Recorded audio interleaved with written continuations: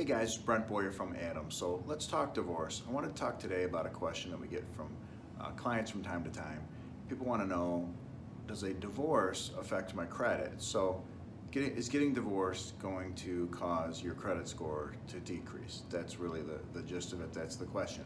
So, the short answer on that is just because you get divorced doesn't mean that you will have a lower credit score.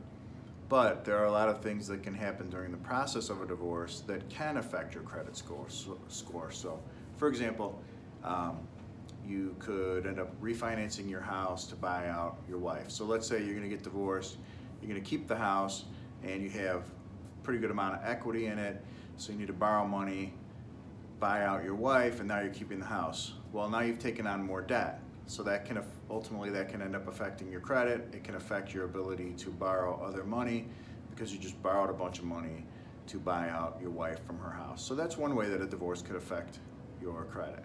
You could also be looking at things like maybe the split of debt was uneven. You ended up taking more than your share of the debt, and that's costing you money and can affect your credit score because now you're taking on more debt. And you could also get into where there's a joint debt. It's in both names, and there's maybe no way to pay it off during the divorce, and now you're going to have your wife take that joint debt in the settlement agreement. She's agreed to pay it, but then she's not making the payments.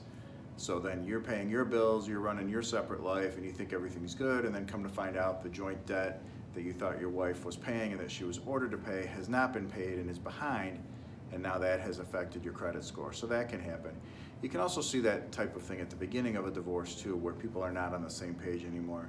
They really have not been living as husband and wife. They're living kind of separate lives, and maybe they're sharing a joint account, and your wife withdraws money that you're not aware of, and now the checking account's overdrawn. That can affect your credit score.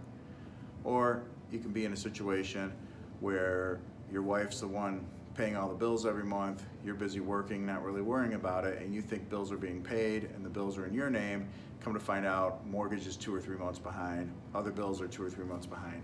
That happens too, and that's not a good feeling. That also can have an effect on your credit score. And there also can sometimes just be some confusion about a court order or judgment of divorce, and after you've been divorced, you could get in a situation where your wife was ordered to pay a debt and she wasn't sure she was supposed to be paying it and isn't paying it, and that can be causing problems with your credit too. So hopefully that helps. Those are some examples on that. Thanks.